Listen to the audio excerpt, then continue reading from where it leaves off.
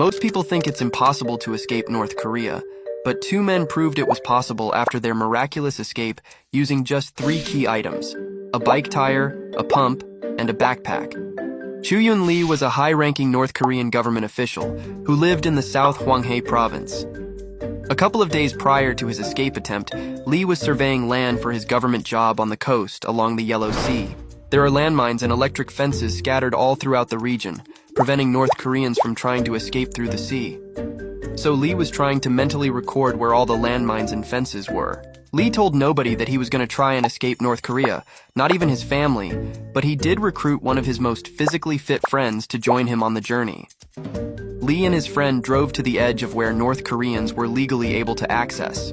With their bike tire, pump, and backpacks, they started crawling through the high grass towards the sea. It was a full moon, so if they stood up, they definitely would have been seen by the patrols guarding the land. Lee and his friend agreed that if the friend would lead the way to test for landmines, Lee would be the first to test the electric fence.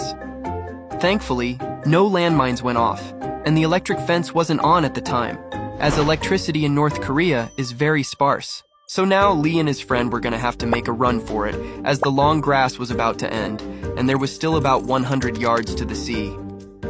It was initially too bright to make the sprint, so they waited for a big cloud to eventually cover the light radiating off the moon. The cloud was finally in place, and they then decided to make a run for it into the sea.